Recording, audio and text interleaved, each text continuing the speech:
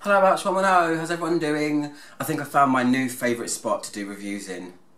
So from here on out I'm probably going to be sitting here. It's just much more comfortable and relaxing, as the perfume thing should be. It's a nice thing. So today I'm reviewing Terracotta by Guerlain. Always hate pronouncing that word because I always feel like an idiot. But yeah, I love this perfume. I got it really recently because it was 25% off and it's a limited edition. And I saw it, so it was an impulse buy, and I'm really glad I got it. From what I know, it was really hard to find at one point, being a limited edition and all of that, but I've seen it pop up on quite a few sites recently, so you can still get this if you look hard enough. So this came out in 2014. It is a limited edition for their 30-year anniversary of the Terracotta line, which, as I understand, has been two previous perfumes. One called Terracotta Voilette, I think, and one that I can't pronounce. And then they have a makeup line that goes with it, which is all very bronzy, beachy, shimmery, terracotta toned stuff for whatever time you'd wear that kind of makeup. I don't know. On the beach? I'm not sure. So I think this does get described as being a beachy kind of scent, but I'm not sure I agree with that. Anyway, yeah, it came out 2014, which was last year, and here it is. It's called Terracotta Le Parfum, but it comes in eau de toilette concentration. I learned that the hard way due to some crazy fiasco where I had to buy 2 bottles and send one back, which I won't bore you with now because, let's face it, that's not really why you're here. You're here to hear about this. So, yeah, love it. This is a white floral perfume. If you're into white florals, I would definitely recommend trying this out, because second to oriental florals, kind of white florals are my next favourite. White florals, if done wrong, can be harsh and screechy and sharp and horrible. If they're done in the right way, they can be absolutely stunning, and this is an example of that. So, here's the box. It is rough cardboard and white. It's just quite classy, as you would expect from Guerlain. Beautiful. It says here, in homage to 30 years of terracotta powder creation, Terry Vassar has composed the perfume of the tiare flower, a sun-infused impression like an invitation to travel to distant lands. So, it's got a gorgeous sun on it. It says limited edition limitée 30 ans, which is 30 years. So yeah, there's it a bit closer. I hope the camera focuses. Oh, I have new video editing software. The problem I had for 7 hours the other day that I was trying to figure it all out is now erased. So there might be a few changes around here, so just please bear with me while I'm getting to grips with it and stuff. I've learnt most of it, but you'll see anyway. I can now record and everything can be handled in 1080 HP. I'm coming to you in HD. So anyway, here's the bottle. Absolutely love it. Really, really nice. The colour of the liquid, it just gives you like a sunny feeling. It's got the gorgeous kind of bronzy disc on the front of it. Gold sprayer. And I do have a gripe with this bottle, I'm not going to lie. My gripe is, lovely from the front. From the back, you're faced with all of the glue and residue that stuck this bronze disc on at the front. And I just think, why not just put one on the back as well? You're Guerlain. You are the epitome of class. You make beautiful bottles and perfumes. Why have a little oversight there and just have it as a complete bottle? It would have been... It's already gorgeous, but have it even better. Do you know what I mean? That's just me being pernickety, but if you're buying a Guerlain, you do expect a high standard. It is a high standard, but you know what I mean. So the notes are, like I said, this is based around white flowers. Which can be screechy and horrible, but when Guerlain get involved, they're done so beautifully. So the top notes are bergamot tiare flower, which is kind of it's a type of gardenia. So you get the smell, if you know what gardenia smells like. Kind of smells a little bit like jasmine as well, but it's more tropical. It comes from Haiti. No, not Haiti. What's the other one? It's not Haiti at all, because that's completely the wrong place. I can't remember the country now. Oh my gosh, I'm rubbish today. It's been a long day at work. I'll post it in the thingies below. So that's the top notes, and coconut. So that's where the kind of tropical, I guess, beachy element comes in. Then the heart, you have orange blossom, jasmine, and ylang ylang. Ylang ylang is just out of this world. And then the base is vanilla and musk. So it says here, to celebrate 30 years of the Terracotta Bronze Cosmetics line, Guerlain launches limited edition Terracotta Le Parfum with other terracotta products.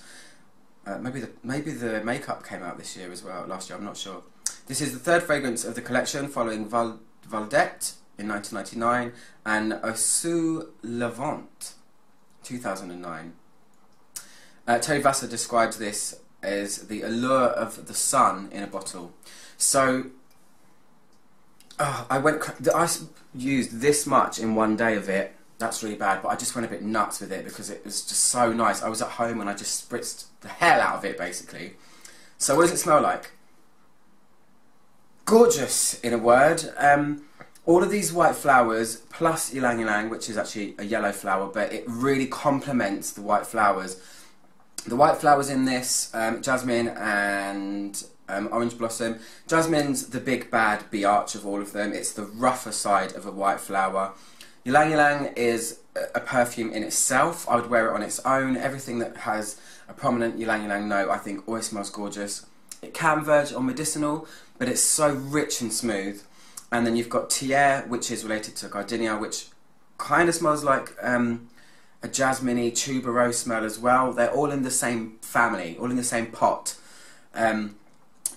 Tiare gives it a more tropical and smooth feel as well. So while it would on paper sound like it's going to be a screechy white floral, it's got the Guerlain touch, and you've got the ylang ylang and the Tiare that smooth over it. The added component of vanilla and coconut smooth it out a bit further, but it's still a definite white floral. They are the main stars of the show of this fragrance. I do think the coconut could have probably been amped up a little bit more. I don't personally smell it too much in this. If it was up just a couple of notches, I think it would have given it a much more tropical feel in terms of beach, which is how this gets reviewed and described all the time. A lot of people say it's sunny, beachy kind of fragrance. I wouldn't go so far as to say that. I would say it's more a big bouquet of white flowers with some really nice, smoother, muskier and vanillic tones going on. It's gorgeous, really rich. The ylang ylang is what I smell first. I get that straight away. When I sprayed it and held it away from my face, I got ylang ylang straight away. I could pick that one out. Then the jasmine kind of peeks its head around the corner and starts to come through and roughs it up just that tiny little bit. Because jasmine, like I said, is a little bit dirty sometimes. Not sandback jasmine, but the jasmine that's in this, which is Jasmine grandiflorum, if I want to bore you with that. And it's got a very realistic tone, which you would expect from a Guerlain perfume. You know, there's no synthetic stuff going on here. It's lovely. There probably is, but it doesn't smell synthetic. Really gorgeous. Feminine, yes. If you're bold enough to wear a white floral and be a man, go for it. I do. I think it's just, you know, it's just so nice. It doesn't really develop majorly. It's been drying here for about half an hour. And it gets to the dry stages and what it's kind of gets to its goal quite quickly. So here, you've lost a bit of the ylang ylang. This is half an hour in, by the way. It's a bit fuzzier here. It has a little bit more elegance and silkiness when it gets to the drier stages. Here, it's really about whoosh white flowers. And still no coconut. I really don't smell the coconut. I don't know if my nose is broken. If I've had too much of a smell-a-thon recently, I don't know. But yeah, smooths out, tiny bit more powdery here, but still a very apparent white floral perfume. From there, it settles down a lot more, and as it's an eau de toilette, I don't feel it is way powerful enough to be called strong or very long lasting or anything like that. The sillage is lovely. I did spray tons of this on me the other day, so I think whoever came near me would have smelled it, or not near me would have smelled it also. But you've just got those really gorgeous white flowers all the way through. They just run through all of it, and it's lovely. I will say, I don't think that this is typical of a Guerlain perfume. They do have a kind of signature, I think, on a lot of their fragrances, and you can tell that this is one of the more modern versions. They know perfumery like the back of their hand. They are amazing. I love them, and I swoon when I buy their perfumes, but I don't think it feels typically Guerlain-esque. That was a mouthful indeed. I've got other things that I think smell slightly similar to this. I'm reminded of Dusson by Diptyque. Massive tuberose note. This does give the illusion of tuberose, but only because white flowers are so intricate that sometimes if you smell them and you're not familiar with flowers, they can smell very similar, and they are in the same family at the end of the day, like I said. So yeah, it just softens a lot. The vanilla is never so vanilla-y. It doesn't overtake. It doesn't sweeten this in any way and make it overly sweet. It's an accent, and I love when vanilla is used as an accent as opposed to a main note. It just calms those white flowers down. This is white flowers tamed. This is white flowers with a Guerlain-esque tinge to them, which is always going to be something a bit classy and just gorgeous, really. This is one of those just real pleasure to wear fragrances. If you're into florals, like I said, you have to be into white florals to appreciate this. It's just one of those easygoing, ready to wear, pleasure to wear, I know I smell fantastic fragrances. So yeah. And the dry down, God, the dry down is, it kind of has a slight illusion of something a bit woody, and I mean real woods here. I mean a kind of dry, woody feel. That could be coming from anywhere, I don't know. I don't know what else is in this that they've hidden from us, but way rich white flowers there, and here it becomes more fuzzy, musky white flowers with just a hint of sweetness from vanilla. I get about 4 or 5 hours out of it at a reasonable power, and then it just calms down and gets a little bit more hug me and you'll smell it in a really nice way kind of fragrance. So that's it. That's my review of Terracotta Le Parfum by Guerlain. Just look at that gorgeousness. So pretty. Anyway, I'm Much More Mono. Click my logo to subscribe, and I'll see you guys soon for another review that doesn't contain jerkiness. I'm so happy.